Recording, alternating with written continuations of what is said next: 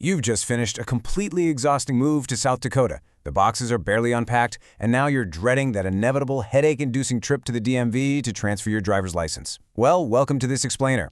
We're going to transform that dense web of South Dakota DMV statutes into a foolproof, step-by-step survival guide. If you are totally new to this process and want to get it right the very first time, you are in exactly the right place. Honestly, if the thought of navigating all that bureaucratic red tape right after crossing state lines makes your stomach tie in knots, I completely understand. I'm here to validate that stress and, better yet, solve it for you today. We're going to turn all that confusion into absolute clarity so you can claim your new legal domicile with total confidence. Take a deep breath and take a look at our roadmap. We've broken this giant monster down into 6 super manageable steps.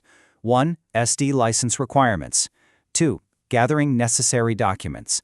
3. The application process. 4. Fees and payment. 5. Avoiding common pitfalls. And finally, 6. What happens next? Okay, Section 1. Understanding SD license requirements. Let's figure out exactly how quickly you need to act now that you've arrived in the Mount Rushmore state. The timeline here really depends on what you drive. For standard, non-commercial drivers, you've got a pretty comfortable 90-day window to legally transfer your license. But if you hold a commercial driver's license, or CDL, you are on a very strict 30-day clock. Missing these administrative deadlines can actually result in civil penalties, so knowing your exact timeline is step number 1. Now, this is what makes South Dakota incredibly unique.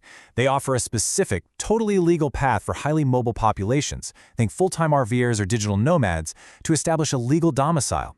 This means you can use a mail forwarding service to set up your permanent legal home without actually needing a year-round physical house in the state, as long as you intend to return at least once every 5 years. It's a massive game changer. Moving on to Section 2, gathering your necessary documents. This is arguably the absolute most critical part of your journey because South Dakota does not mess around when it comes to federal Real ID standards. The big takeaway here is document integrity. Listen, even if you already have an out-of-state Real ID with that little gold star on it, South Dakota will reject you outright if you bring photocopies, a laminated Social Security card, or a hospital-issued birth certificate. No exceptions. You absolutely need primary original documents. We're talking an unexpired U.S. passport or a state-certified birth certificate, plus an unlaminated document showing your full 9-digit Social Security number like a W-2 or a pay stub. Check out how distinctly the state separates the 2 residency paths. If you're a traditional resident, you just need 2 proofs of your physical address, like a utility bill and a bank statement. But for our nomads, you'll rely on a personal mailbox agreement, an in-person residency affidavit, and a receipt for a one-night lodging stay. And for my full-time travelers, please pay very close attention to this nomad alert. That one-night stay receipt, it has to be a physical, printed document proving you stayed at a South Dakota hotel, motel, or campground within the last year. Do not get caught off guard here. Handwritten receipts or virtual postal addresses are strictly prohibited under state rules. Section 3. Navigating the application process. So, you've got your pristine, unlaminated documents in hand. It's time to actually step foot inside the exam station and get this done. There are 3 main steps to the physical process. First, book ahead. Walk-in wait times can be absolutely brutal, and appointments at major stations book up weeks in advance. Second, fill out the state application form. But keep in mind, they do not allow digital, electronic, or stamped signatures. You gotta sign it in ink. And third, be ready to pass an in-person physical vision screening. Speaking of that vision screening, everyone transferring an out-of-state license has to pass it. This table breaks down their strict visual acuity metrics. If you see 20/40 or better, you are good to go, fully cleared. Drop to 20/50 or 20/60, and you're looking at restrictions, like needing corrective lenses or being limited to daylight-only driving. And if you test at 2200 or worse in your better eye, unfortunately, you're ineligible for a South Dakota license. All right, Section 4, license fees and payment methods. Let's talk about the cost of your new South Dakota identity. Honestly, compared to a lot of other states, this is a pretty pleasant surprise. The baseline administrative fee for a standard non-commercial license is a highly reasonable $38. If you're getting a commercial license, it runs just a tiny bit higher at $43. And you'll pay these right at the time of application. But watch out for this sneaky little payment pitfall. While cash and personal checks are accepted with zero penalty, if you rely on plastic at the DMV, that convenience triggers an automatic administrative surcharge. It's either $2 or $2.95%, whichever is greater. So to keep it at that flat $38, definitely bring cash or a check. Welcome to Section 5, Avoiding Common Transfer Pitfalls. This is absolutely my favorite part of the explainer. The trapdoors and bureaucratic red tape that catch so many new residents completely off guard. Trap number 1, the expired license.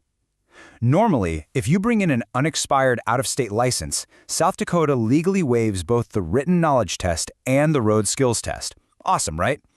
But if you let that out-of-state license expire for more than 30 days before you transfer it, you automatically forfeit that exemption. You will literally have to sit down and pass a 25-question written exam with an 80% or higher. Here's a massive logistics trap, specifically for our commercial drivers and RVers. The main Sioux Falls exam station on Highline Avenue has absolutely zero parking for oversized vehicles. None.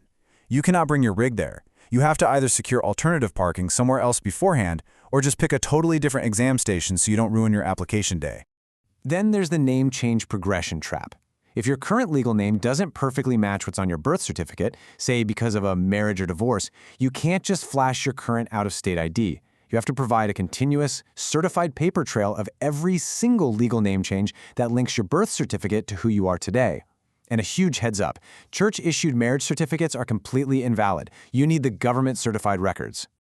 Finally, Section 6, what happens next? You survived the paperwork, you passed the vision test, you paid your fee without the surcharge. So what exactly is your reward? Well, it actually depends on where you went. If you visit a state exam station, like the ones in Rapid City or Pierre, you get immediate gratification.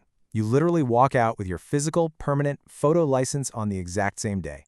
But if you go to a county or city-run issuance office, you only walk away with a temporary paper slip, and you'll have to wait 4 to 6 weeks for the physical card to show up in the mail. And there is one final piece to the puzzle.